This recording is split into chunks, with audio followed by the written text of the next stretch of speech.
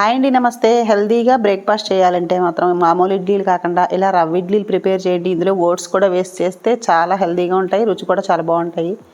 Stove on చేసి కడాయి పెట్టి oil వేసుకొని కొంచెం ఆవాలు జీలకర్ర వేయించేసుకోవాలి. అవి కొంచెం వేగిన తర్వాత ఇందులోకి కొంచెం పచ్చిమిర్చి, కొంచెం అలాగే అల్లం ముక్కలు కూడా వేయించుకోవాలి. అల్లం తురుము వేసుకుంటే బాగుంటుంది. అలాగే క్యారెట్ తురుము కూడా వేసుకోవాలి. చాలా టేస్ట్గా ఉంటాయండి ఇటువంటి ఇడ్లీలు తయారు చేసుకుంటే. ఈవినింగ్ చేసుకోవచ్చు, లేదంటే మార్నింగ్ కూడా బ్రేక్ఫాస్ట్గా కూడా చేసుకోవచ్చు. ఇందులోకి ఒక అరకప్పు రవ్వ వేసి వేయించుకోవాలి. ఉప్మా రవ్వ ఉంటుంది కదా, అది కూడా లైట్గా వేయించుకున్న తర్వాత ఇందులోకి ఒక కప్పు ఓట్స్ వేస్తున్నాను. ఓట్సే ఎక్కువ వేసుకుంటున్నాను అనమాట నేను. మీకు కావాలంటే ఓన్లీ రవ్వతో కూడా చేసుకోవచ్చు.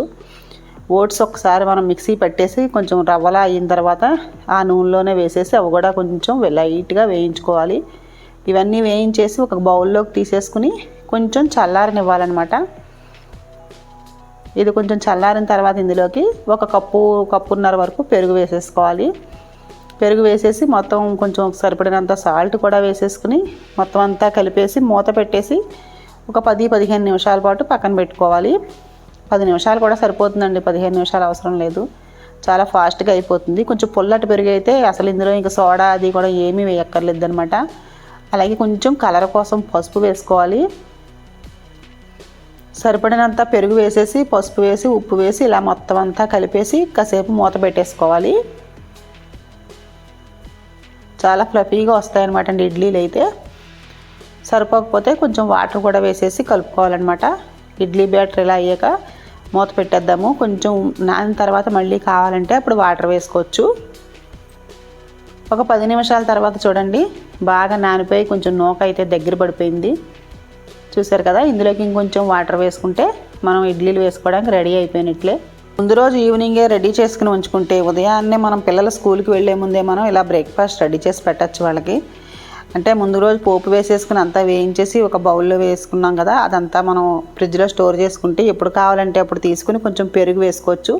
ఇప్పుడు ఇందులోకి నేను కొంచెం ఫ్రూట్ సాల్ట్ వేస్తున్నాను, లేదంటే కొంచెం సోడా అయినా వేసుకోవచ్చు. చూసారు కదా, ఇలా మొత్తం అంతా కలిపేసి మనం ఇడ్లీలన్నీ వేసేసుకోవడమే మనకు కావాల్సినట్టు. కొంచెం ప్లేట్లకి ఆయిల్ రాసేసి ఇడ్లీ వేసేసుకోవడమే. 10 మినిట్స్లో ఉడికిపోతాయండి, చాలా ఫాస్ట్గా అయిపోతుంది. రుచి కూడా చాలా బాగుంటాయి. ఇందులోకి టమాటా చట్నీ చాలా బాగుంటుంది. అంటే కొంచెం పుల్లగా ఉన్న చట్నీ అయితే బాగుంటుంది. అల్లం పచ్చడి కానీ టమాటా పచ్చడి కానీ బాగుంటుంది.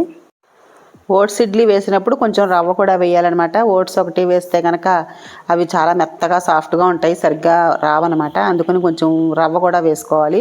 అలా కాకుండా ఓన్లీ రవ్వ ఇడ్లీ అయితే ఒకటి వేసుకోవచ్చు అనమాట. రవ్వతో కూడా చాలా బాగా వస్తాయి. ఢోక్లా కూడా చేసుకోవచ్చు. నేనైతే ఇంచుమించుగా వారానికి ఒకసారైనా సరే ఈ ఓట్స్ ఇడ్లీ వేస్తూ ఉంటాను. ఈ రెసిపీ నచ్చితే మీరు కూడా తప్పకుండా ట్రై చేయండి. అలాగే మీ ఫ్రెండ్స్కి రిలేటివ్స్కి షేర్ చేయండి. అలాగే నా ఛానల్కి సబ్స్క్రైబ్ చేసుకోండి. వీడియో నచ్చితే లైక్ చేయండి. చూసారు కదా, టేస్టీగా ఫ్లఫీగా ఎంత బాగా వచ్చాయో ఇడ్లీలు అయితే. Thank you for watching.